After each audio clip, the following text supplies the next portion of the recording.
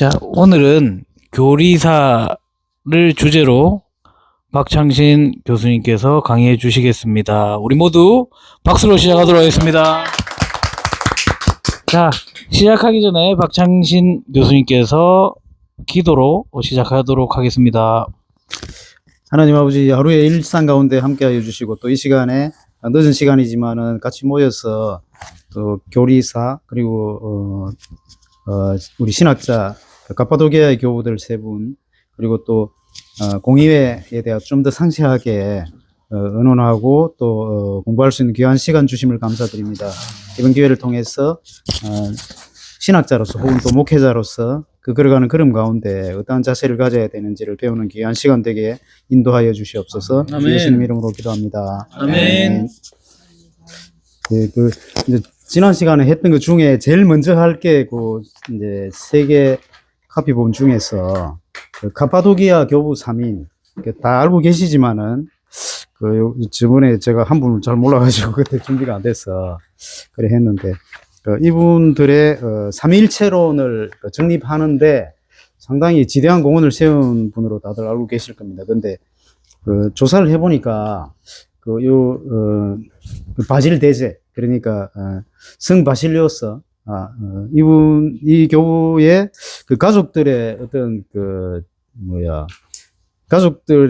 가족들의 역사 같은 거 이런 걸 봤는데 너무 재미있고 또 이게 은혜가 되더라고요. 그래서 이제 그 부분을 한번 먼저 하고 그 다음에 공유에 상세하게 1차에서 7차까지 하고 그리고 교리사 잠깐 스쳐 지나갔던 것들 조금 더 상세하게 이렇게 보면서 빨리 제가 이야기를 하고 같이 이렇게 이야기를 나누는 그런 시간을 갖도록 하겠습니다. 먼저 우리 첫 번째 제가 드린 가파도기아 교부 3인 보면은 이게 제가 챗GPT에 한번 검색을 해보니까 이 셋은 그냥 유명한 교부 3명이 아니라 한 세트로 이해해야 되는 신학적인 삼각형이다 이렇게 되어 있더라고요. 이게 무슨 말인가 하면 마치 성부, 성자, 성령처럼 딱 역할이 그래요. 이 보면 바실리오스, 이게 바질 대제, 그리고 그 동생인 니사의 그레고리, 그 다음에 친구인 나지안주스의 그레고리 세 분이 삼일체론이 정립이 되는데 그 역할을 한 게 희한하게 성부, 성자, 성령의 역할 비슷해요. 이 보면은 너무 재밌더라고. 그러고 이 집안이 참 대단한 집안이더라고. 그래 이런 걸 보면서 어떤 신앙인들의 집안. 그 다음에 어떤 신앙의 좋은 계보들 가운데서 그 자녀들이 또 하나님을 더 깊이 알아가면서 생기는 그런 큰 선물, 하나님께서 주신 그런 선물. 저는 이분들이 하나님을 깊이 알고자 한 거기에 대한 선물로서 삼위일체론을 정립할 수 있는 그런 어떤 특권을 주셨다, 선물로 주셨다, 이런 느낌이 들더라고요. 조사를 하면서 보니까. 그래서, 우리가 목회를 하시든 아니면 신학을 하시든 하는 가운데 우리가 하나님을 알아가는 어떤 열정, 거기에 대해서 하나님께서 반드시 이렇게 정말 귀한 선물을 이렇게 주실 수 있겠구나, 이런 생각을 좀 했거든요. 일단은 여기 바질 대제, 지금 간단하게 그렇게 하겠습니다. 바질 대제, 니사의 그레고리, 나지안주스의 그레고리 이렇게 할 텐데, 첫 번째 인물인 바질 대제는 그 역할이 뭔가 하면 조직과 실무 책임자, 정통 방어자. 그러니까 니케아 신앙을 현실 교회 구조로 이렇게 정착시키는 어떤 조직 틀을 만드는 역할을 하셨거든요. 이분이 이제 핵심 역할을 한 그 밑에 보면은 본질은 하나, 그 다음에 위격은 셋, 이걸 공식화의 실무 설계를 한 사람이 이 사람이. 성령의 신성을 논쟁 항목판에서 방어했다 이렇게 돼 있더라고요.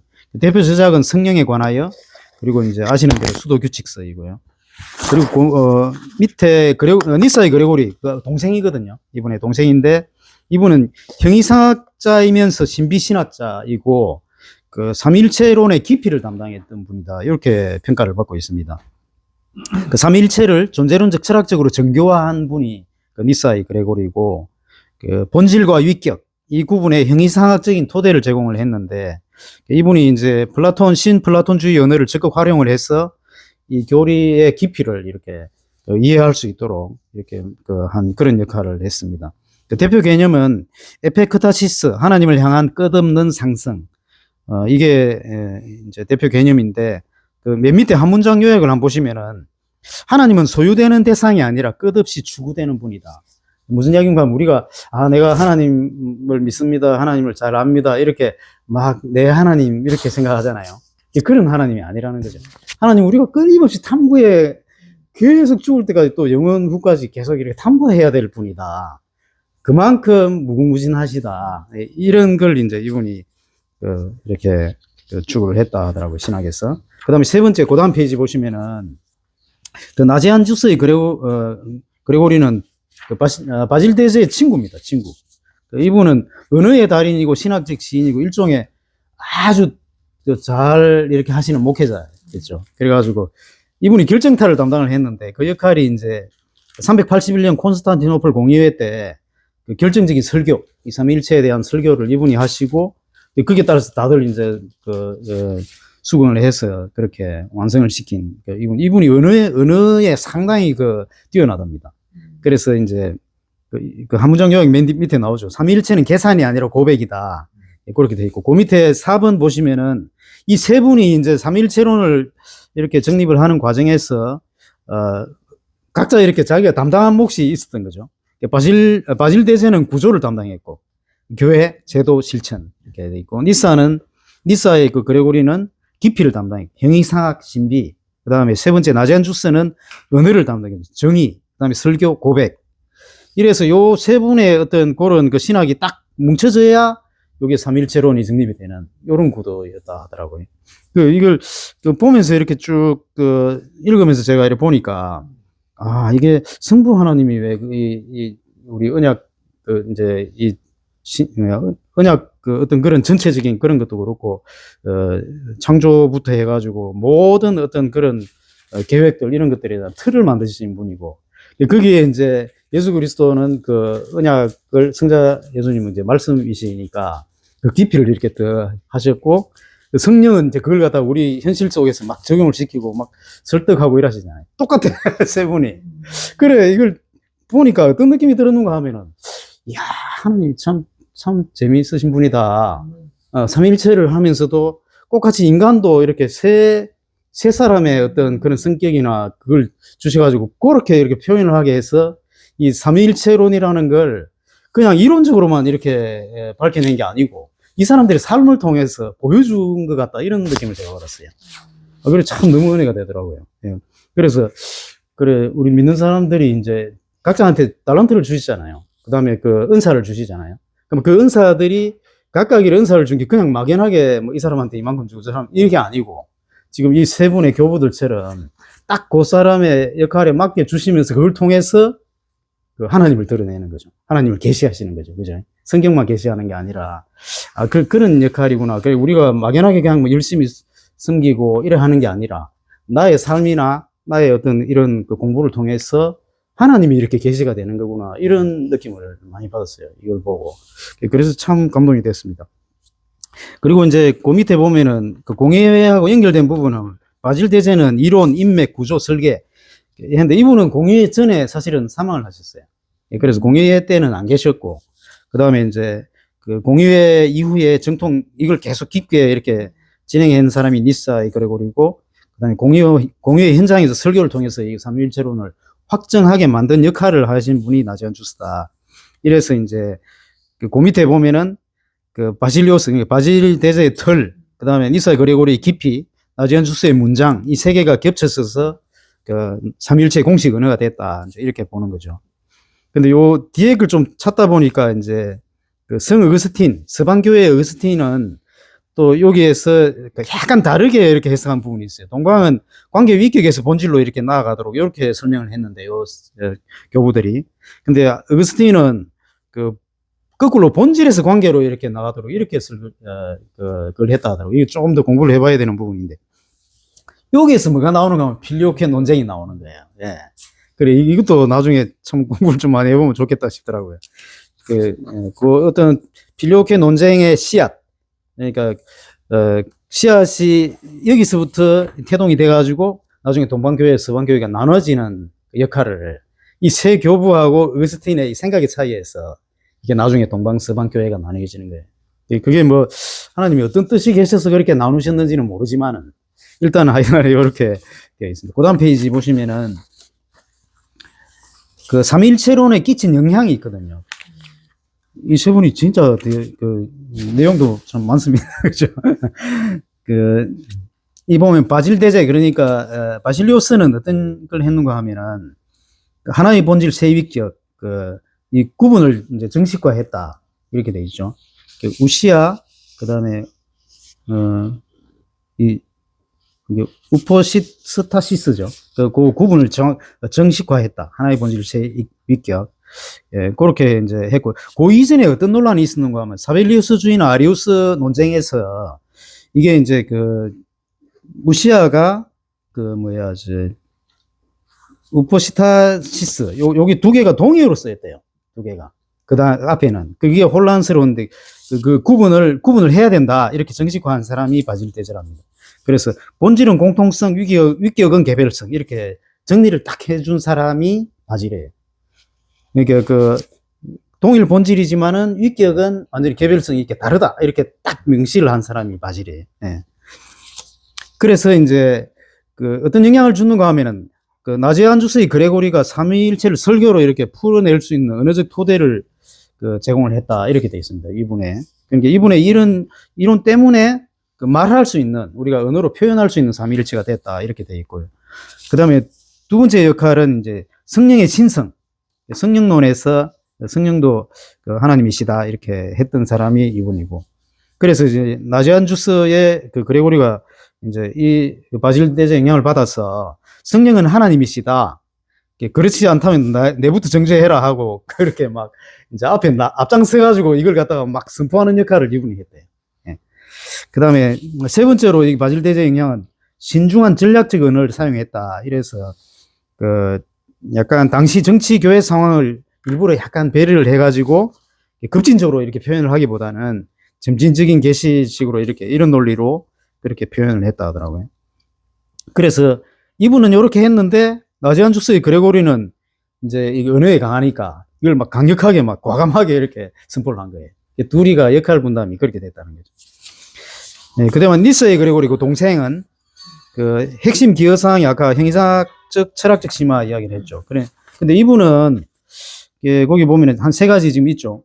공동 본질 개별 위격 논증을 철학화했다. 세 위격은 곧 새 신이나 마찬가지 완전히 별개의 어떤 개별성이 있다 이렇게 그걸 이제 이론적으로 이렇게 틀을 잡아 준 거죠. 이분이 인간 본성 비유 해가지고 뭐 베드로, 바울, 요한 이게 세 인격이다 해가 여기다가 비유를 해서 설명을 했대요.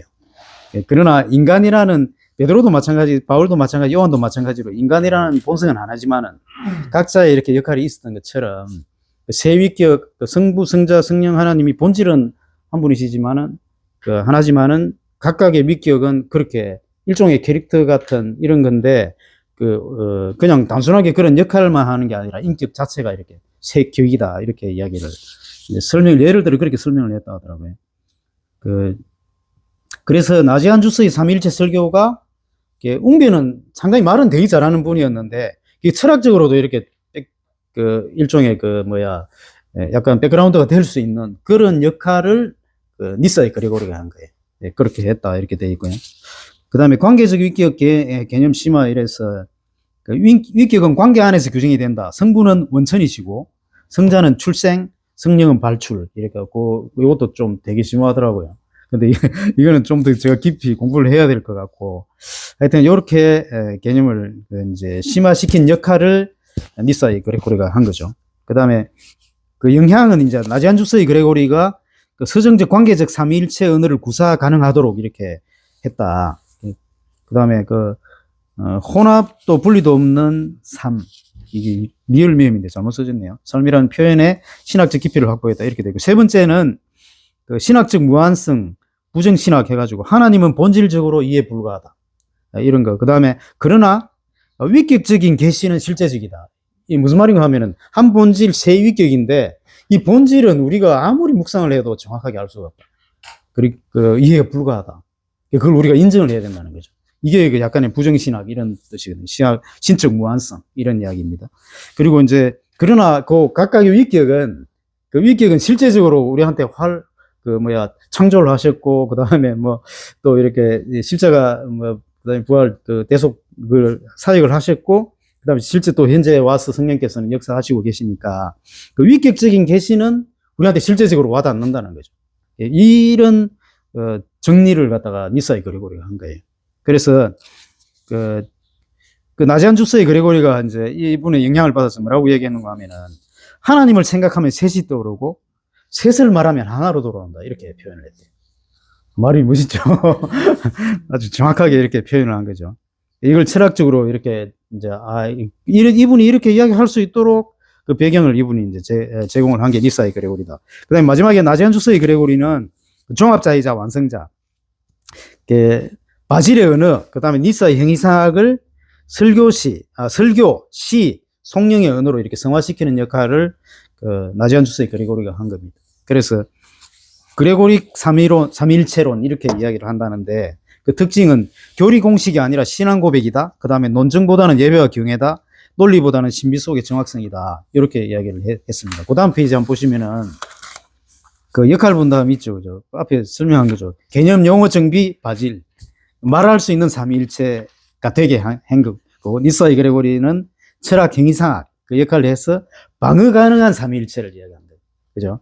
이게 바질 대제의 개념을 가지고 설명을 하고, 그 다음에 니사의 그레고리의 철학 행위상학적인 가지고 공격을 하면은 방어를 할 수가 있었다는 거죠.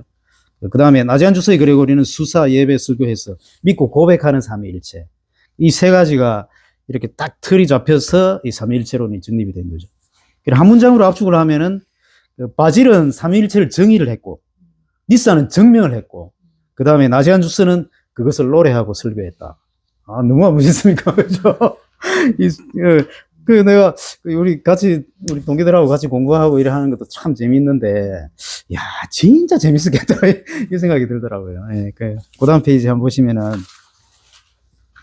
이 집안을 한번 제가 이게 조사를 해봤거든요. 그러니까 이제 챗GPT 물어가지고 했는데, 한번 볼게요. 진짜 대단합니다. 그 조부모 세대에는 그 마크리나라는 분이 이제 그 할아버지였는데, 이분이 그 대마크리나 이렇게 이분도 그랬답니다. 아까 바질 대제처럼 워낙 대단한 분이라 가지고 박해 시대 신앙인이었고, 오리게네스 전통, 원래 동방교회가 오리겐 전통이잖아요, 그죠? 그 오리겐 전통의 신학 전통을 손자 손녀들에게 전수를 했고, 가파도키아 전체 어떤 신학자들 신학에 보이지 않는 뿌리 역할을 이분이 해줬답니다. 집이 되게 부자였어요, 이 집이. 그래서 그거 가지고 막 이렇게 이런 역할들을 하는데 많이 쏟았고, 가문 전체 정통 신학의 DNA 원천이 되신 분이고, 이 가문이 니케아 전통을 강하게 붙던 이유가 이 마크리나 때문에, 할아버지 때문에. 그 다음에 부모 세대에는 바실리오스, 아버지 이름도 똑같이 바실리오스였는데, 이분은 수사학자이고 법률가였다고 합니다. 그래서 기독교적인 교양의 엘리트였고, 박해식의 신앙 고백자였고, 그 어머니인 에멜리아는 그 경건과 실천 신앙, 자녀 교육의 핵심 인물이고, 나중에 그 수도사처럼 이렇게 사셨다 하네요. 그래서 이제 신앙, 고전, 교양, 실천율 이게 결합된 게 그 부모 세대.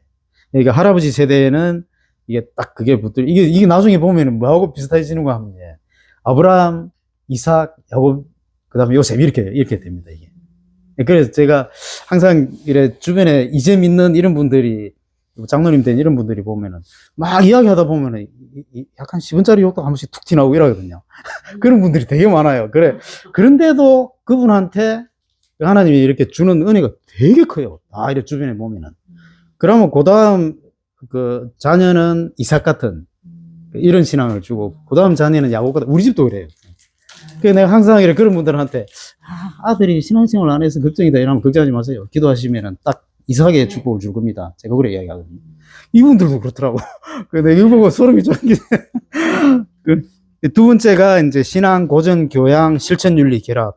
그 부모 세대는 그 앞에 할아버지 세대보다 막 강력하지는 않아도 조용하게 이렇게 깊잖아요. 이삭 같잖아요. 그죠? 예, 그런 세대였고. 그 다음 세대가 지금 이제 이게 바질 대제인데, 누나가 있어요. 그 마크리나, 이 누나인데 장녀고, 영적 맞이고, 가족 전체를 수도적 삶으로 이끈 인물. 그러니까 동생들의 앞길을 사실 이 누나가 이끌었고, 이분이 여자 수도사로서 엄청난 역할을 많이 했거든요.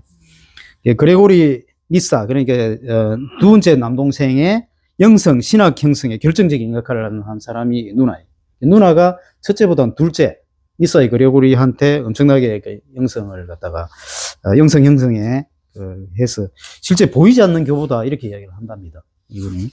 그 다음 페이지 한번 보시면은, 이제 바질 대제 그레고리오스 나오죠. 그 밑에 형제가 더 많거든요. 또. 이분들도 눈에, 겉으로는 안 그래도 많이 또 역할을 많이 했더라고요. 그 바질 대제는 가이사라의 주교였고, 동방 삼일체 정식과 실무 책임자, 성령론 확립, 성령에 관하여, 그리고 공동체적 수도원 규칙. 요거는 우리 공부할 때 배웠죠. 그리고 니사이 그레고리는 철학적, 신비적 신학자. 그 삼일체의 존재론적 깊이를 제공했고, 에피크타시스 해가지고 무한회로의 상성, 이런 사상을, 그러니까 하나님을 깊이 알아가는 그런, 이런 부분에 대한 사상을 펼쳤다고 합니다. 그 밑에 동생들이 보면은 피트로스, 나욱, 크라티오스, 테오세비아 다 보면은 이게 주교고 뭐 대단하죠, 다. 예, 그래서 이제 그 밑에 요약 가계도를 보면은 아까 방금 말씀드린 대로 그렇게 돼 있고, 그리고 이제 신학사적 의미 그 다음 페이지 보시면은 그 삼일체 정통은 개인 천재가 아니라 가문 신학이었다. 그래서 여성인 마크리나 큰 장녀가 결정적으로 역할을 했고, 그 학문, 수도, 목회가 분업된 유기체였고, 381년 콘스탄티노플 공의의 신학적 토대를 제공했다. 그래서 한 줄 요약 밑에 나오죠. 니케아 신학은 이 집안의 식탁에서 완성되었다. 이렇게 이야기를 한답니다. 이게 참 진짜 멋있죠. 나중에 결혼하시면 그런 가문을 하시기 네. 바랍니다. 네, 그 다음에 이제 그 다음 페이지. 요게 이제 콘스탄티노플 공의 381년, 이때 요 세 사람의 신학이 어떻게 공식화되었는가 하는 게 이제 여기 내용이 나오거든요. 지금 자꾸 시간 많이 걸리겠죠. 아까 몇 시에 시작했습니까? 네. 좀 빨리 하려 했는데 자꾸 길어질까 봐. 괜찮아요. 가파도기아 3인방의 신학이 교부 개인의 사상에서 보편교회 공적 신앙으로 이렇게 넘어가는 결정적인 순간, 이렇게 돼 있거든요. 요 콘스탄티노플 공의회가. 이제 이걸 내가 왜 찾아봤는가 하면은, 우리가 만약에 뭐 여기 계신 분들이 나중에 막 목회도 하시고 신학도 했는데, 그게 나중에 우리 보편 교회 안에 어떤 영향을 미치는가, 이걸 한번 알려고 이걸 질문해 봤거든요. 근데 내용이 참 좋더라고. 그래서 가져왔는데, 그게 381년 콘스탄티노플 공의회는 새로운 교리를 거기서 공의회가 만든 것이 아니고, 바질, 니사의 그레고리, 나지안주스의 그레고리가 이미 구축한 그 삼위일체 신학을 보편 교회가 말할 수 있는 언어로 이렇게 채택했다, 이렇게 돼 있어요. 그러니까 공적으로 이렇게 도장 찍는 역할을 하게 하신 거죠, 하나님이. 그래서 이제 당시 이제 성령의 신성 문제가 좀 이게 해결 부분이었고, 그 다음에 앞전에 325년 니케아 회의 공의회 때 성자의 동일 본질은 확정이 됐잖아요. 호모우시우스가. 거기서 이제 성령에 대한 게 아직까지 미정인 그런 상태였죠. 그래서, 한 본질 세위격 언어 창작 그 문제도 있었고, 그 다음에 아리우스파를 반대하는 문제, 그 다음에 마케도니우스파 문제가 있었다는데, 요건 아직까지 찾아보진 않았습니다. 그래서 이제 이때 공의회의 과제가 뭐였는가 하면은, 니케아를 지키되 니케아를 해석하라, 이렇게 돼 있었대요. 이 프레임 자체가. 그래서 그게 바질의 전략하고 완전히 거의 같았대요. 그게 그 상황이 그랬다는 거죠. 배경이. 바질 대제의 신학이 언어로 공식화됐는데 참석은 직접 못했지만은 그렇게 됐다는 거고, 아까 그건 설명을 드렸죠. 중간에 거는. 그래서 그 다음에 성령론의 간접적인 확정을 공의회 때 했는데, 거기 보면은 주 되시는 분, 생명을 주시는 분, 성부로부터 나오사 성부와 성자와 함께 예배와 영광을 받으시는 분, 이렇게 신조에서 성령을 신조로 정했다고 합니다. 그런데 이 공의회 때는 호모우시우스라는 단어는 성령에게 직접 쓰지는 않았대요. 성부, 성자에게는 썼는데, 그러나 예배의 영광이 동등성으로 신성을 확정했다. 요렇게 해서, 요런 내용이 요때 결정이 된 게, 바질식 신중함의 공예적 채택이다. 이제 너무 이렇게 강력하게 나가면은 반발이 심할 거니까, 요 정도로 해가지고 다시 이제 점진적으로 이렇게 나간다. 이런 뜻인 것 같아요. 예, 그 다음 페이지 한번 보시면은, 이제 요 공유회 때 나지안주스 그레고리가 이제 조율자로부터 역할을 했는데, 그 공유회 개막 당시에 이분이 콘스탄티노플 감독이었답니다. 그 나지안주스의 그레고리가. 그래서 이제 이분이 한 두 가지 큰 그게 성령 신성 공개적인 선언, 그 다음에 극단 배제 중심선 유지해가지고 그 5편의 신학적인 연설, 연설을 뭐 이게 5편을 했다는 말인지 그건 잘 모르겠는데 하여튼 그렇고, 그래서 성령이 창조 그렇게 하신 주체고 하나님만이 하실 수 있는 사역을 수행을 했다. 그래서 이제 그의 논지를 신조 문장으로 이제 공회가 흡수를 했다 이렇게 돼 있고, 그다음에 반아리우스파 과격파 배제, 그다음에 니케아 용어를 거부하는 파를 배제하고 중도적 니케아 정통 요걸 유지시키는 역할을 이제 했다 합니다. 그래서 이제 그 나지안주스 그레고리가 콘스탄티노플 감독을 사임한 이후에도 이 신조가 그대로 유지가 되고, 그래서 이제 이게 어찌 보면은 감독이었기 때문에 통과했다 이게 아니고 그가 없는데도 이제 신학 내용은 계속 유지가 되는 이런 역할을 했다. 이게 이제 그렇고, 마지막에 그 바질의 동생 니사의 그레고리는 해석자로서의 역할을 했는데 요 공의회 때, 그래서 이제 삼위일체 신조 해석을 이분이 담당했답니다. 공의회 때. 그리고 반대자들의 그러면은 하나님이 세 분이란 말이냐 이런 비난에 대해서 변증을 한 사람이 니사의 그레고리 그 공의회 때 그렇게 했고, 서로 이렇게 역할 분담이 된 거죠.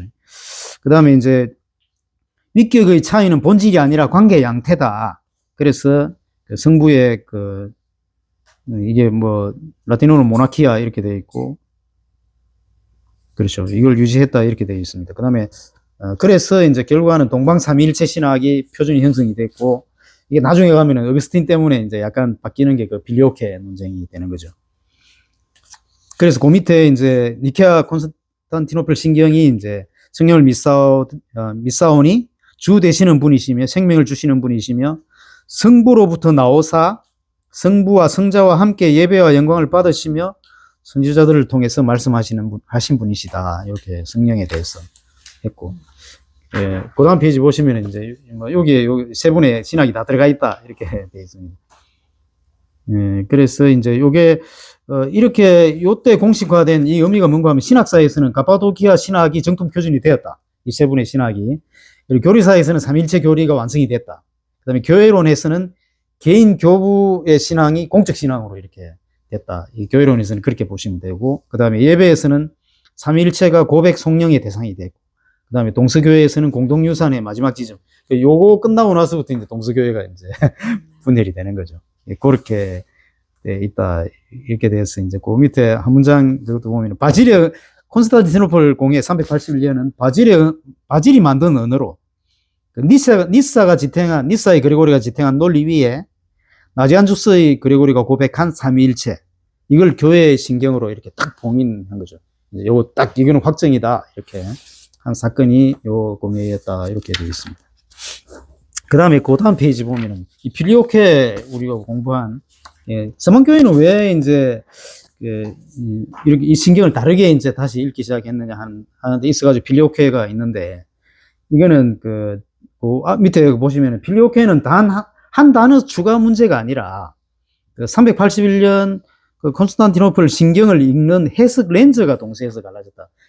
그러니까 단어 추가 때문에 갈라진 게 아니고 이걸 해석하는 데 있어가지고 조금 갈렸다 이렇게 되어 있습니다. 근데 뭐 여기까지는 나중에 시간 되시면 한번 읽어보시면 될 것 같습니다. 네. 그렇게 돼 있고,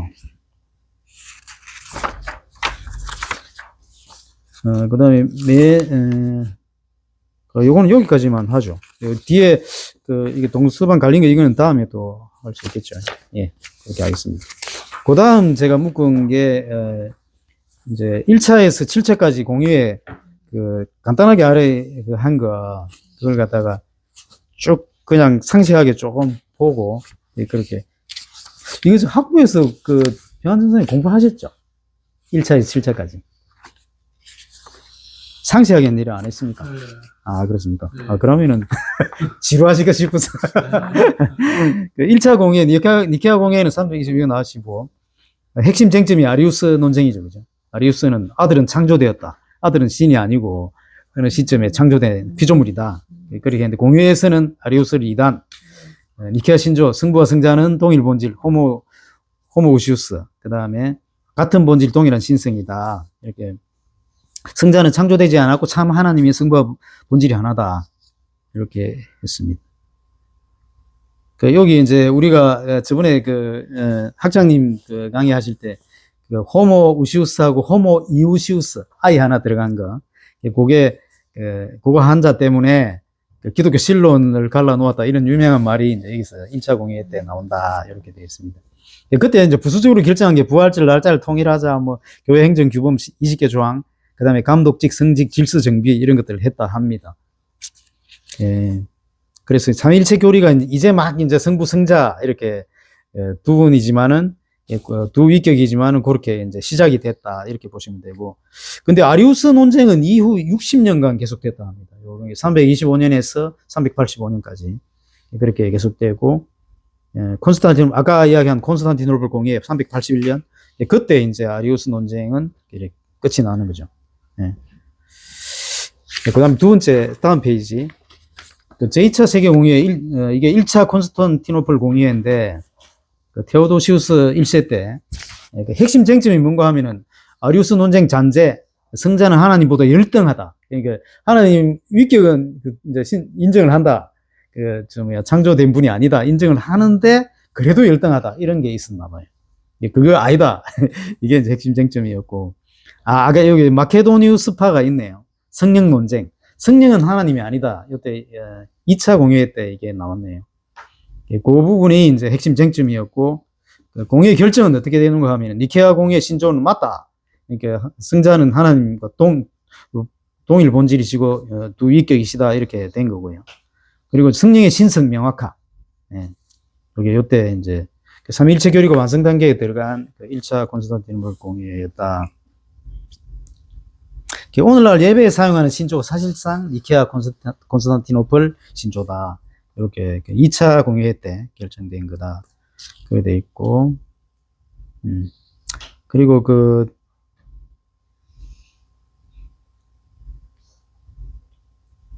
이게 뭐, 교회 정치적 결정이 콘스탄티노플 감독 지위가 로마 다음에 2위로 막 쓰는, 뭐 이런 이야기들이 좀 있더라고요. 근데 이거는 막, 네.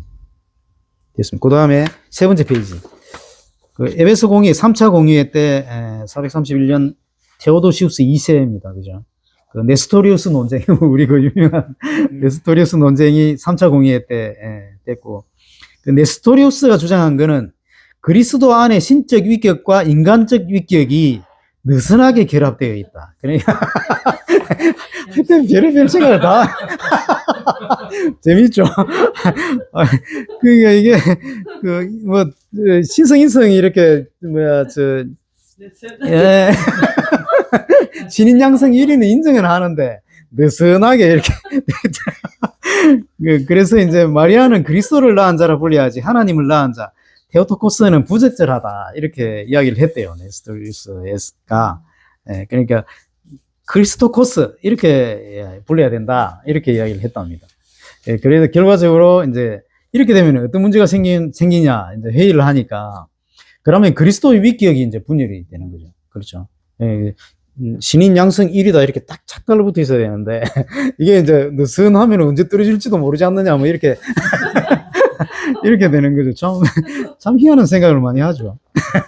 이 공의의 결정은 네스토리우스가 아니다. 이단스는 감독직, 콘스탄티노플 감독직을 박탈하고 마리아를 테오토코스, 신의 어머니, 하나님의 어머니 이렇게 고백을 했다는 거죠. 마리아가 신성을 창조했다는 게 아니고, 그 밑에 의미를 보시면은 마리아라는 사람이 뭐 신격이라서 뭐 신을 낳았다 이게 아니고, 마리아가 낳은 분이 곧 하나님이신 예수 그리스도다 이렇게 표현을 해야 맞다는 거죠. 그래서 그리스도의 한 위격을 지키기 위해서 마리아를 신성화하는 게 아니라 우리 인간의 언어의 한계겠죠. 하나님을 낳은 자 이렇게 이야기를 해야 그리스도의 신성이 명확해지는 게 안 느슨해지는 거죠. 그래서 이제 그렇게 표현을 한 거로 우리가 그렇게 이해를 하고, 모르고 그냥 막 마리아를 신성시하니까 이단이다 막 이렇게까지 할 필요는 없는 것 같다 싶고요. 다른 이단 성격이 많겠지만은. 그래서 위격의 단일성, 성육신은 예수님이 신성과 인성이 이렇게 그 하나 된 그 성육신은 두 위격의 결합이 아니고, 그지? 한 위격 안에 두 본성으로 이해되어야 된다. 이게 이제 훗날 칼케돈 공의회로 이어지는 거죠. 우리 나중에 그 웨스트민스터 신앙고백 거기에도 나오는데, 성육신이 그냥 그 신성과 인격이 이렇게 결합을 했다. 이런 의미가 아니고, 한 위격 안에, 성자라는 위격 안에 두 본성이다. 이렇게 이해를 해야 된대요. 이게 참, 이게 깊이 알려고 하면 또 공부를 많이 해야 되겠죠. 그래서 이제 그 밑에 뭐 여러 가지 그런 게 있고, 그 밑에 후유증에 보면 네스토리우스 계열이 동방교회 페르시아 쪽으로 분리가 됐고, 그게 이제 파르티아 중국 막 그다음에 한국 일본까지 갔었다고 지금 이제 학계에서는 그렇게 연구가 나오고 있습니다. 그래서 그 역사적인 의미는 그리스도의 위격론을 확증을 했다. 3차 때. 그래서 테오토코스는 기독론적 고백이며 마리아 숭배 선언은 아니다. 예, 이걸 좀 정확하게 알면 좋을 것 같습니다. 예, 다음 페이지 4차 공의회 보면은 칼케돈 공의회인데, 이때는 기독론을 한 문장, 예수님 그리스도론 기독론을 한 문장으로 딱 못 박은 결정적인 사건인데, 혼합도 분리도 아니다. 예, 막 섞여가지고 혼합된 것도 아니고, 그렇다고 완전히 분리된 것도 아니고, 예, 그렇다. 이렇게 딱 한 문장으로 결정을 했답니다. 칼케돈 황제 마르키아누스 때고, 이때 이제 이단이 단성론, 에우티케스라는 사람이 주장을 했는데, 성육신 이후에 인성은 신성에 흡수가 됐다. 결론 예수의 참된 인간성이 붕괴된, 이게 이제 이단의 주장이었죠. 이게 무슨 말인가 하면은 신성이 워낙 크시잖아요. 인성이라는 건 참 하찮은 거잖아요. 이게 확살 자석에 빨리 들어가듯이 이렇게 이제 주장을 한 것 같아요. 그게 아니다. 그렇게 되면은 이제 구원론에 문제가 생기잖아요. 참 사람이라야 그래야 우리를 구원할 수 있는 건데, 죄 대속을 할 수 있는 건데, 그 문제가 생기는데, 하여튼 이분들이 좀 생각이 짧았겠죠. 칼케돈 신조는 한 인격, 원 퍼슨 안에 두 본성, two natures, 이래가지고, 이 한 위격, 성자라는 한 위격 안에 신성과 인성이라는 두 본성이 혼합도 없고, 변화도 없고, 분할도 없고, 분리도 없고, 이렇게 존재한다 해가지고, 요게 이제, 아신키토스, 아트렙토스, 아디아일레토스, 코리스토스, 이렇게. 혼합 없이, 변화 없이, 분할 없이, 분리 없이 존재한다. 한 인격 안에 두 본성이. 요게 칼케돈 신조. 예. 이게 이제 에베소 위격의 단일성, 그걸 지켰고, 니케아 콘스탄티노플의 참 하나님, 예수의 참된 인간성, 이걸 다 지켜낸 거죠. 그러면서 두 이단을 동시에 이렇게 차단을 시켰는데, 네스토리우스와 단성론, 이걸 둘 다 이렇게 딱 차단시킨 이 공의회가 칼케돈 공의회. 우리 최 교수님 강의하실 때 칼케돈 공의회 되게 중요하게 강의 많이 하시지 않습니까? 이게 중요했던 공의회였던 것 같아요. 근데 여기 이제 요때 뭐가 나오는 콥트교가 밖으로 빠져나가는 게, 미아피스트 교회 해가지고 콥트, 시리아, 아르메니아 등 이쪽이 다 이탈을 해서 동방교회 안에서 다시 분열이 이렇게 되는 그런 부분이 있습니다. 지금 보면은 혹시 이집트 같은 데 가면은 저도 거기 한번 가보고 싶은데, 콥트 교회 엄청나게 큰 교회가 지하 동굴 교회 있잖아요. 아, 참 멋있더라고요. 예. 거기 꼭 한번 가보고 싶더라고요. 그 다음에 이제, 정치 요거는 좀 나중에 보면 될 거고, 다음, 예. 제5차 세계공예 다음 페이지. 2차 콘스탄티노플 공예 553년, 유스티니아누스 1세, 핵심 쟁점이 3장의 논쟁 이래가지고, 3챕터 해가지고, 3장을 정죄를 했다. 이렇게 되어 있습니다. 그 3장이 뭔가 하면은, 몹스 에스티아의 테오도루스, 그 다음에 기루스의 테오도레토스의 일부 저작, 그 다음에 에데사의 이바스의 마리스에게 보낸 편지, 이렇게 3개에 대해서 네스토리우스적 경향이 있다. 이렇게 의심을 했대요. 이 3가지를. 그래서 이제 이 부분을 이제 어떻게 해야 되느냐. 이게 핵심 쟁점이었다고 합니다. 저도 자세히 모릅니다. 지금 요새 3장은 자세히 모르는데 이거 한번 나중에 공부를 좀 더 해봐야 되겠다 싶고. 이게 왜 문제가 되는가 하면은 그리스도의 위격 분열 가능성이 있다는 거죠. 요 세 개 장이. 저작이나 편지나 그 다음에 어떤 분의 어떤 이론 중에 그런 부분이 이제 있다는 거죠. 그래서 칼케돈 공의회, 이전 공의회, 451년에 칼케돈 공의회 결정을 부정하지 않으면서 동시에 반 네스토리우스 노선을 분명히 해가지고 네스토리우스 노선은 안 된다. 조금이라도 그런 문제가 있으면 안 된다. 이래서 하면서 그 미아피시트 단성론 계열 교회들과는 오히려 화해를 시도를 하는 그런 거였답니다. 이게 미아피시트가 빠져나간 이유가 이 부분하고 연관이 되어 있는 것 같아요. 그래서 이것도 한번 나중에 한번 공부를 해봐야 되겠다 이런 생각이 듭니다. 그래서 칼케도는 지키되 네스토리우스는 더 확실하게 이렇게 정리를 하자 이런 입장이었고, 그 다음에 아마 미아피시트 계열이 칼케돈 그 공의회 결정을 거의 대부분 이렇게 수용을 한 것 같아요, 원래는. 근데 거기 약간 그래가지고 삐져나갔었는데 이번 기회를 통해서 이렇게 다시 뭐 조금 화해를 한 이런 구도인 것 같습니다. 주요 결정은 이 3장 3챕터를 전면 정죄하고 네스토리우스적 기독론을 명확하게 다시 한번 이렇게 배격을 하고 칼케돈 신조의 정통성은 다시 확인하고 이런 역할을 했는데, 이때 이제 처음에 서방교회 로마 교회는 반발을 했대요. 했는데 교황 비질리우스라는 분이 거부를 했대, 이 결정을. 거부를 했는데 마지막에 마지못해 이렇게 승인을 했다 이래 되겠더라고요. 좀 뭐 기분 나쁜 일이 있었겠죠. 그런 부분도 한번 공부해 볼 필요가 있겠죠. 네. 네. 그러니까 신학적 의미는 이 두 본성이, 신성과 인성, 두 본성이 두 인격으로 이렇게 오해되지 않도록 차단을 했다. 이렇게 돼 있고, 그 다음에 아까 그거 알렉산드리아 계열 신학에 대한 배려, 아까 미아피시트, 콥트 계열, 그쪽을 배려를 해준 부분이 있고, 그 다음에 단성론자들과의 정치, 교회적 타협을 시도, 저번에 제가 전 시간에 말씀드린 것처럼, 막 그때 혼란스러운 시기이기 때문에, 막 이래 생각할 수도 있고, 이런 것들을 다시 이래, 이 맞다, 아이가, 뭐, 이렇게 뭐 서로 했겠죠. 그런 과정들이다 했는데, 그럼에도 불구하고 동서방의 균열이 약간, 이제 로마 교회와 콘스탄티노플 교회가 살짝 이렇게 분열되는, 그래서 교황권하고 황제 주도의 공의회, 그러니까 서방교회의 교황권, 동방교회가 황제가 교황이잖아요, 동방교회는. 그래서 이제 황제 주도의 공의회 갈등이 이렇게 싹 노골화되기 시작한 그 공의회가 2차 콘스탄티노플 공의회였다. 이렇게 보면 됩니다. 그 다음 페이지 보시면은 6차 공의회. 이거는 이제 3차 콘스탄티노플 공의회죠. 칼케돈 이후 남아있던 마지막 기독론 문제를 정리한 공의회다. 이렇게 돼 있고, 콘스탄티누스 4세 때 했고, 핵심 쟁점이 뭔가 하면 단의론입니다. 이게 단의론은 예수 그리스도에게 의지는 하나뿐이다. 이게 의지가 하나뿐이다. 이런 주장이었는데, 본성은 두 개, 칼케돈 인정. 그러나 의지는 하나. 이게 정치적인 타협. 이게 좀,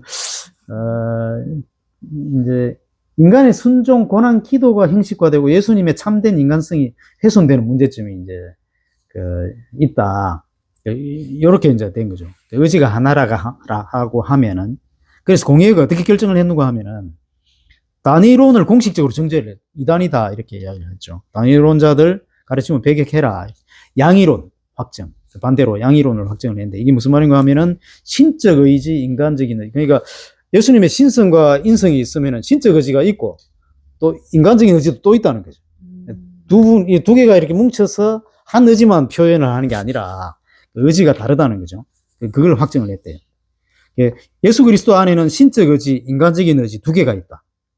그 다음에 인간적인 의지는 신적 의지에 완전히 순종한다. 그러나 의지의 충돌은 없다.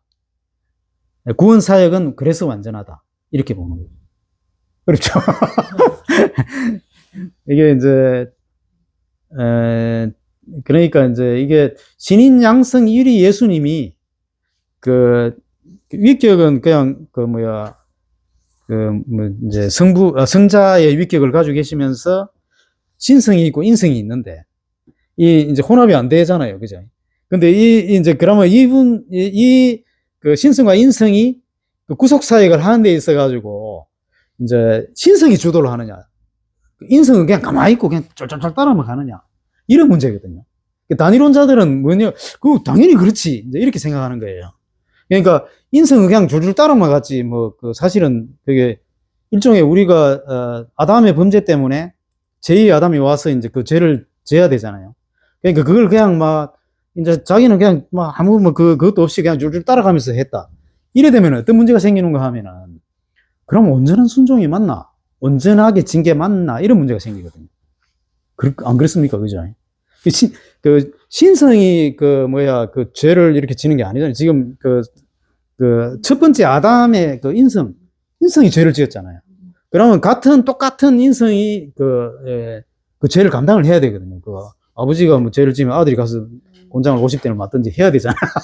근데 그걸 그냥 그 의지 없이 그냥 뭐 무슨 뭐 막대기처럼 줄 따라가가지고 그냥 맞았다. 이러면은 그럼 이게 온전한 어떤 그런 속죄가 되느냐 이제 이런 문제가 생기겠죠. 그래서 이제 그 단일론자들은 야 그래도 그 사람이 그걸 감당을 할 수 있나 불가능하지 않느냐. 그래서 신성이 감당을 했다 이렇게 생각을 한 것 같고 그 아니다. 그 인간의 그 인간적인 의지 이것도 있고 인간적인 의지는 대신 자기가 감당을 못하기 때문에 감당을 하고 싶으나 신성의 의지 적극적으로 이렇게 따랐다. 이렇게 해석을 한 거죠. 그래서 구원 사역이 완전하다 이렇게 본 것 같아요. 그러고 의지의 충돌은 없었다 이렇게 돼 있거든요. 그렇게 결정을 했다 이렇게 되죠. 그래서 이제 이 중요한 포인트는 그 이제 교황도 정제됐는데 교황 호노리우스 1세가 단일론을 지지했다는 이유로 이단 판정을 받고 그렇게 됐는데 요때 그러니까 6차 세계 공의회 3차 콘스탄티노플 공의회 때 교황도 정제가 됐는데 왜냐하면 이제 서방교회겠죠. 서방교회 로마교회 교황이 단일론을 갖다가 이렇게 약간 지지하는 것처럼 이렇게 했나 봐요. 근데 잘못된 거예요. 이렇게 정제가 된 거예요. 그러니까 이게 지금 그 이후에 어떤 문제가 되는가 하면은 로마 교황은 무호하다 이랬잖아. 그 뒤에 보면은 교황의 무호성에 이게 치명적인 이 결함이 생기는 거죠. 그 뒤에 교황 한참 뒤에 무슨 교황입니까? 그러니까 자기 교황 무호론을 주장했잖아요. 그 변호사님 그 어느 교황이었습니까? 그 한참 뒤에 그때 됐잖아요. 그러니까 근데 이 사건 한참 앞이잖아요. 그렇잖아요. 그러니까 이때 보니까 교황이 정죄가 된 거예요. 니 잘못됐다. 오케이, 내 잘못했다. 이렇게 했겠죠. 그 결과가 남아있으니까 저 뒤에 교황이 이제 한참 후대의 교황이 교황 뭐하다. 교황 말은 왜냐하면 베드로의 저 반석 그걸 이렇게 개대한 그런 주셨기 때문에 그렇게 하다 보니까 이 문제가 계속 언급이 된다. 이게 이제 서방교회 입장에서는 곤란한 결정이 된 거죠. 이런 문제가 좀 있더라고요. 네. 교황 이름이 뭘까요? 그래, 저도 기억이 안 나는데, 이제, 최 교수님 항상 이야기 하시는 게, 이전부터 교황 모론이 나온 게 아니고, 어느 교황 때부터 이제 나왔다고 하시잖아요. 그래. 예.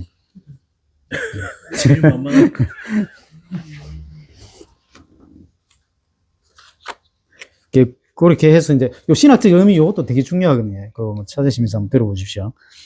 칼케돈의 완성, 본성에서 의지까지 이제 4차, 5차, 6차 이렇게 딱 정리가 됐는데, 그래서 구속론의 논리적 완결. 인간의 의지가 구원을 받으려면은 그리스도께서 인간의 의지로 순종을 해야 된다. 아까 제가 말씀드린 그런 내용이죠. 그러니까 그리스도의 신적 의지가 순종을 하고 인적 의지는 그냥 아무 생각 없이 따라만 갔으면 구속이 안 된다는 거죠. 그걸 확정을 한 그런 의미가 공의회 때 있었다. 그리스도께서 그리스도의 신적 의지로 순종을 한 게 아니라 인간의 의지로, 인적 의지로 순종을 하셨다. 이렇게. 그래서 성경적인 근거가 어딘가 하면 누가복음 22장 42절 내 뜻대로 마옵시고 아버지 뜻대로 하옵소서 하는 요 부분이 그 부분이랍니다. 예. 그래서 그 밑에 보면은 니케아 공의회 때 성자의 신성, 콘스탄티노플 1차회 때 성령의 신성, 그 다음에 에베소 공의회 때 한위격, 칼케돈 공의회 때 두 본성, 그 다음에 콘스탄티노플 2차 때 반 네스토리우스, 그 다음에 3차 때 두 의지. 예. 그래서 예수님의 인성이 신적 의지, 인적 의지 두 의지가 있다. 이렇게 본 거고, 인적 의지가 순종을 했다. 이렇게 보는 거죠. 물론 신적 의지도 같이 했지만은, 그 다음 7차 마지막 공의회가 그 6차까지는 기독론이 있었죠. 그리스도가 누구신가? 이게 그랬는데 7차 때는 우리는 무엇을 어떻게 예배하는가? 이거였대요. 7차 때. 그래서 787년에 다시 니케아에서 모였는데 콘스탄티노스 6세인데 이때 실질적인 그 공회를 주도했던 분은 왕후 이레네랍니다. 이분이 참 신앙이 좋았던 것 같아요. 그래서 이제 핵심 쟁점은 성상, 아이콘 논쟁. 이때 이제 성상 얘기가 나오죠. 반성상파, 형상 만드는 것 자체가 우상이다. 출애굽기 20장 계명 이래가지고 했고, 성상 옹호파는 성육신 이후에 보이지 않는 하나님이 보이는 모습으로 나타났다. 그래서 성상은 숭배의 대상이 아니고 교육, 그 다음에 기억, 그 다음에 존경, 그런 걸 하는데 매개체로 필요하다. 이렇게 주장을 한 거죠. 근데 성상 옹호파가 성상을 숭배하자 이런 건 아니었다는 이야기죠. 그래서 이제 뭐 그 근거로 이제 보이지 않는 하나님이 보이는 모습으로 나타나시지 않느냐 이렇게 이제 이야기를 했답니다. 공의의 결정은 성상 공경을 허용하고 그 숭배 라트레이아는 하나님께만 하고 그 프로스키네시스 해가지고 공경은 성상, 성인, 복음서 이런 것도 공경을 하자 이렇게 결정을 이제 허용을 했다 이렇게 되어 있죠. 성상 자체를 섬기는 것이 아니라 성상이 가리키는 원형 프로토타입인 예수 그리스도 하나님 공경, 삼위일체 하나님 공경 이렇게 이제 정리를 한 거죠.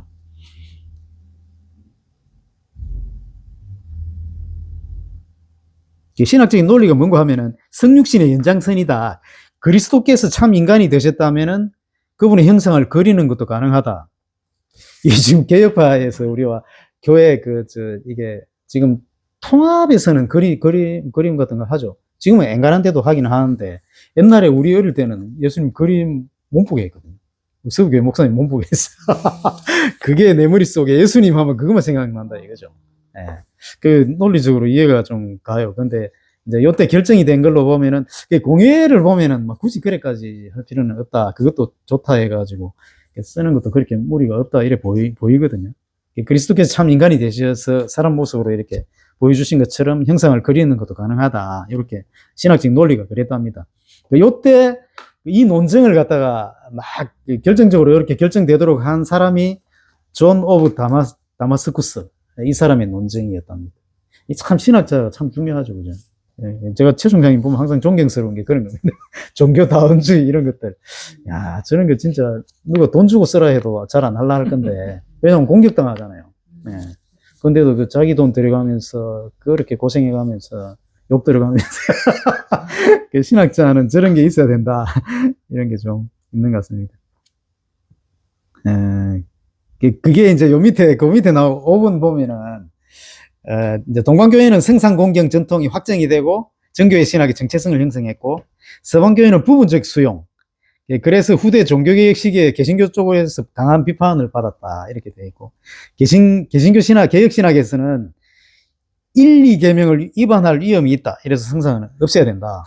그 다음에 말씀 중심 예배 원리와 충돌한다 해가지고, 개신교에서는 아예 이제, 그게 7차 세계 공의회 결정을 개신교는 이제 반대를 하는 이런 구도가 돼 있죠. 요게 이제 공의회로서는 마지막 공의회 체제의 마지막이 된 겁니다.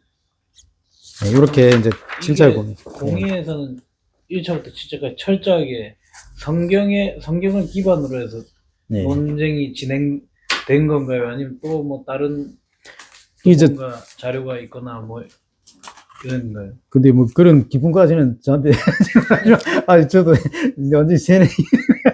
근데 제 느낌으로는 이 신학자들의 깊이 이렇게 성경을 묵상한 이런 분들을 공유에 초대했다는 것 자체가 성경적 근거를 끊임없이 추구를 했다. 이렇게 저는 그렇게 보여집니다. 예. 그러고 이제 진짜 재밌었을 것 같아요. 내가 이 시대에 태어났으면은 정말 이게 옛날에 뭐 기차가 있습니까? 뭐가 있습니까? 뭐 이래 걸어서 갔을 거 아닙니까? 공예를 갔는데 막 이런 거 토론하고 다시 돌아오면서 하나님을 조금 더 알고 이렇게 돌아왔잖아요. 소름 끼칠 것 같더라. 막 집에 오는데 다리가 뭐 땅에 대 있는지 안 대 있는지 모르고 오셨을 것 같다. 이런 느낌을 받았어요. 참 이게 저는 이제 이 서구교회가 좀 지금 이상하게 됐지만은, 그, 처음에 막 개척해가 막 교단이 커지고 할 때, 그때 그 기쁨을 이기지. 지금도, 진짜 그, 뭐라 해야 됩니까? 사람이 왜 뭐든지 할 때 막 으쌰으쌰가 시작할 때, 그때 그 기쁨은 참 진짜 돈 주고 못 사는 기쁨이거든요. 이 공의회, 7차 공의회 때까지의 이런, 그 박해도 있었고 그랬지만은, 야, 이분들의 삶이라는 게 억수로 부러운 거 있죠. 지금 같은 시대에 사는 것보다 이렇게 살았던 분들이 너무 부럽다 이런 생각을 많이 했어요. 정말 재밌었을 것 같아요. 안 그랬겠습니까? 그죠? 그런 생각이 좀 듭니다. 지금 얼마 했습니까? 시간. 한 시간 정도 지났습니까? 약 아, 시간. 그러면 뭐 오늘 여기까지만 다음에 또 하고. 예. 예. 예? 원래 교리사를 딱 끝내고 다음부터 이제 그걸 하려 했는데 이거 뭐 굳이 꼭 오늘 다 안 해도 될 것 같아요. 예. 예. 그러고 이제 좀 약간 토론 조금 하고 가죠. 근데 어떻습니까? 예. 공예 때 예. 당시에 이단으로서 이렇게 정제된 사람들이 있잖아요. 맞죠. 근데 예. 지금 우리가 말하는 이단 예. 신천지나 이런 애들이 그건 사이비로 봐야 되나? 하여튼 음. 그런 쪽이 아니고 이 사람들도 하나님 그러니까요. 자기 자신이 교주가 아닌 하나님을 예. 섬기고 하나님 믿는 사람들로서 음. 이 서로 관점이 조금 다를 수도 있고 이거는 정답이 그때 당시에 정답이 예. 이렇게 정제 한쪽이 정답이라고 보겠지만 맞습니다. 반대편에서 예, 맞아요. 이겼다면 지금 또 교리가 또 바뀌었을 수도 있지 않을까요? 그렇죠. 이제 어찌 보면은 그 로마가 기독교 이제 콘스탄티누스 대제 때부터 기독교 국가가 되면서 그 공의의 결정이 사실은 정치적인 결정하고도 연관이 되잖아요. 국가 전체 통합이나 이제 그렇다 보니까 어찌 보면은 그때 이단으로 정제된 분들이 지금 뭐 통일교나 뭐 저런 이단들은 진짜 거짓말하잖아요. 말도 안 되는 그런 논리를 가지고 하는데 이분들은 진짜 신학적으로 탄탄한 분들이거든요. 이단이기는 하지만. 그다음에 성경을 너무 잘하는 분들이고. 억울할 것 같아. 요즘 같은 시대에 태어났으면 욕도 안 먹고 자기 교단 만들어가지고 열심히 잘했을 거 아닙니까? 하나님 섬기면서. 근데 그 당시 로마가 기독교 국가잖아. 그러니까 황제는 항상 생각을 하기를 이 결정이 딱 되고 나면 그냥 선포. 온 국민을 이게 따라야 된다. 아닌 사람은 그냥 퇴출. 이러니까 이제 살지를 못하니까 이리 갔다 저리 갔다 이렇게 가면서.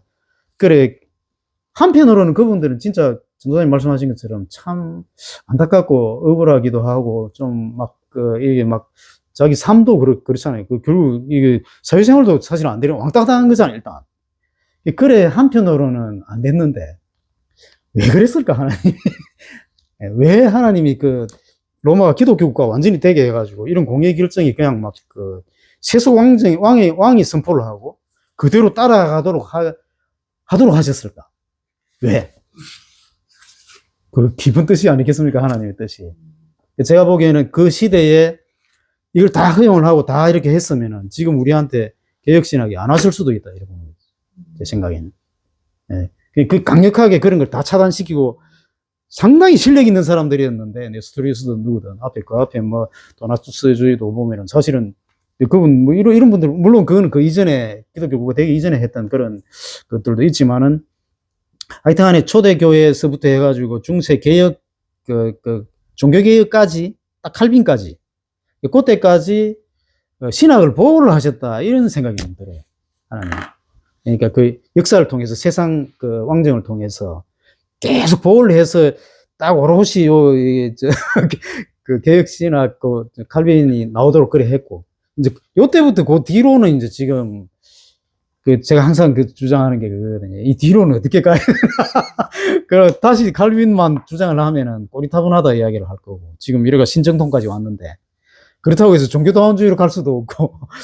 어찌 보면 지금이, 우리가 어찌 보면 그 당시 사람들, 네스토리우스 파보다도 더 길을 잃은 세대가 아닌가. 우리는. 그런 생각을 제가 좀 많이 했어요. 근데 지금은 칼빈주의도 있지만 교단별로 또 약간씩 다 달라져. 다르죠. 예. 뭐 하나님의 성에 예. 이쪽 순복음이나 예. 감리교나 성결교나 침례교나 다 조금씩 이때 약간 알미니안 계열이죠. 그 이단으로 정지됐던 알미니안 계열, 종교개혁 당시에 그쪽 경향들이 다 있고 그걸 우리 그때 학장님도 이야기를 하셨죠. 그죠? 그 어느 교파 하나 다 알미니안 계열. 그 학장님이 이렇게 그 말씀 이렇게 하실 때 이렇게 보면은 슥 지나가면 이야기하는데 억수로 깊은 말이 많습니다. 그래서 그 참 이렇게 그래서 아이디어 얻는 이런 부분이 되게 많거든요. 그 뭐 요새는 다 들어와 있는 것 같아. 이러셨거든요. 이게 무슨 말인가? 아르미니안주의가 다 들어와 있는 것 같아. 그 칼빈주의를 주장하는 교회들까지 그 영향이 다 들어와 있어서 어디가 어디까지고 이 선을 못 끊는다 하더라고. 교회마다. 그러고 목회자들이 설교를 할 때 그 비슷하게 설교를 하대. 그 칼빈주의 계열에 있어도, 그러니까 분일 신학교를 졸업을 했던, 고신대학교를 졸업을 했던 설교를 들어보면은 알미니안적 전통의 그런 설교를 한다는 거예요. 그 이야기를 여러 번 하셨어요, 학장님이. 제가 약간 삐딱이라 가지고 삐딱한 소리는 잘 듣거든요. 그래, 아, 그렇구나, 이래. 아, 맞다. 그런 생각을 제가 많이 했어요. 근데 이제, 아까 성상 문제하고 비슷해요.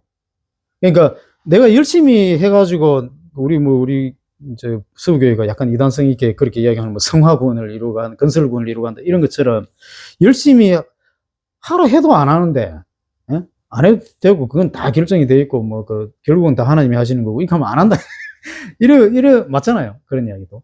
그러니까, 참 어려운데, 이걸 이제, 저는 그런 부분도 조금 이렇게 염두에 두고 있는데, 목사님들이 예를 들어 이런 그 본문을 설교를 할 때, 알미니안적인 설교를 안 하시려고 하면은, 이 언어나 말을 갖다가 어떻게 해야 되느냐. 아까 나지안주스의 그레고리처럼, 그런 것도 조금 공부를 해서 이렇게 뭔가 이렇게 그런 뭐 사전이라든가 이렇게 해서 이런 말을 할 때는 이렇게 하십시오. 안 그러면 자칫 잘못하면 우리 그 교육주의 신앙이 아니라 아르미니안주의 신앙으로 넘어갈 수 있습니다. 이렇게 할 수도 있거든요. 이제 제가 어딥니까 삿포로 교회 삿포로 순복음교회 신학교에 있는데 갔을 때 우리 사촌 동생이 이제 필리핀에 선교하는 동생 부부하고 아들하고 같이 그때 마침 같이 그래 돼가지고 거기하고 성서 교회하고 갔는데 그때 내가 동생한테 물었어요. 이 순복음 신학은 칼빈주의 개혁 신학이가 아니면은 나는 알미니안주의로 알고 있는데 이랬거든요. 형님 아니에요 이라는 게 칼빈주의 맞을걸요 이라는 게 아니 신학 공부했잖아. 정확하게 얘기 좀 해라 이랬더니 맞을 겁니다 이러더라고. 내가 알아보니까 아니라 알미니안주의 그게 약간 그쪽이 좀 그렇거든요. 약간 그래서 이제 알미니안주의적인 그런 교회들이 또 나름대로 부흥을 하고 지금 현대에는 이제 그렇고 옛날에 콘스탄티누스 뭐 대제나 이런 사람들처럼 그러면 안 된다 이래가지고 법적으로 못하게 하고 이럴 시대는 아니잖아 지금 자유롭게 하니까. 근데 이럴 때 그러면 어떻게 해야 되느냐 이런 문제도 어째 보면은 아까 질문하신 것처럼 우리한테 상당히 큰 과제인 것 같기도 해요. 또 내 자신도 어떻게 해야 될지 그런 것도 있고. 근데 지금 보면요, 예. 워낙 이 유튜브 방송들이 많다 보니까 예, 맞아요. 목사님들이 과거 설교 준비하실 때 주석책 보고 막 하시다가 요즘에는 또 어떤 목사 어떻게 이 부분에서 어떻게 얘기하는 거 하고 쭉 보시잖아요. 그러다 보면 어느 정도 이게 잘 스며드는 부분도 있는 것 같고 또 요즘엔 교인들이 나는 장로교니까 장로교에서 끝까지 죽을 때까지 있어야 돼가 아니고 여러 교단을 막 돌아다니다가 자기한테 또 맞는 데도 있고 아니면 교단 안 따지고 또 교회 오는 사람들 많잖아요. 그럼 또 목회하다 보면 그런 교인들은 또 내 설교가 안 맞으면 좀 빨리 가셔야 되겠네요. 또 한 사람 한 사람이 아쉽기 때문에 그분들을 위해서 또 우린 조금 더 놀다가 설교를 괜찮아요. 예, 하는 그런 분위기도 또 되지 않을까. 그러니까요. 내하고 안 맞아서 가야 되겠어 이러면 또 겨우 찾아온 이 양들은 놓친다고 생각하면 또 목회자는 또 제가 보니까 나중에 목회하시면서 이런 이제 교인들이 있는데 어쩌고 서로 응원해야 될 것 같아. 서로 이걸 어찌하면 좋습니까? 뭐 이렇게 서로 이렇게 토크로든 뭘로든 해가지고 이제 이런 부분 그런 걸 조금씩 이렇게 나누는 것도 괜찮을 것 같아요. 나중에 하면서 그런 문제들은 많은 문제가 생길 것 같아요. 지금은 교단 경계도 없고 과거에 이단화됐던 사람들이 다시 현대화되면서 또 이렇게 다시 부각되는 경우도 있겠네요. 그렇죠. 예. 지금 최 교수님도 이야기 하셨잖아요. 계속 나온다고. 앞에 그 마르시온주의 뭐 이렇게 쭉 그게 계속 나오는 그게 이제 나올 때마다 옛날 초대 이때 변증가들처럼 신학자들이 아 이거는 이런 것 같다 이런 거 이래 해줘야 되는데 아무도 지금 안 하잖아요. 우리 어째 보면 최 총장님 하고 있잖아. 내 이때 신학자들 하는 사람 아무도 못 봤어요.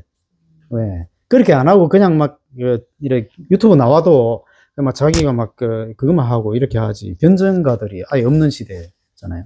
위험한 시대. 예. 풍성한데 위험한 시대. 일단 오늘 요 정도로 이렇게 네. 마치 마무리 기도 이인혜 전도사님께서 해주시겠습니다. 참 좋으신 아버지 은혜를 감사합니다. 음. 참 또 일을 하고 또 이 귀한 시간에 저희들 교리사 공부를 하기 위해서 모였고 또 이렇게 공부를 다 마치는 과정에서 아버지 하나님 그 심오한 그 진리를 또 생각해 봅니다. 아버지 영원부터 영원까지 늘 그 수많은 그 진리 가운데서 제일 관심이 많은 저희 사람들입니다. 아버지 이 사람들이 정말 하나님의 그 뜻을 아는지 모르는지 아버지 그 수많은 그 시간들 속에서 지금까지 아버지 그 뜻을 찾고자 참 많이 헤매고 있는 이런 시점에서 그래도 그 믿음의 그루터기들은 아버지를 조금이라도 더 알고자 노력하며 찾는 그 마음들이 참 귀합니다. 이런 시간들을 통하여서 아버지를 더 생각하면서 아버지의 그 뜻을 더 알아서 어떻게 하면 아버지의 그 일들을 저희들이 조금이라도 더 많이 하여서 아버지께 영광을 돌릴까 고민하는 저희들 되게 해주시고 이 공부를 위하여서 수고하고 애쓰고 그 연구한 그 노력의 그 결실들이 아버지 하나님 참 그 과정을 통하여서 저희들에게 조금이라도 더 가르치고자 애쓴 우리 사랑하는 우리 박찬신 전도사님에게 은혜를 다하여 주셔서 그 지식의 그 넓이 깊이 높이가 더 커져서 많은 영혼들을 옳은 대로 이끌 수 있도록 인도하여 주시고 저희들도 잘 배워서 많은 쓰러진 그 영혼들을 세우는데 저희들이 힘을 쏟을 수 있도록 인도하여 주시옵소서. 아멘.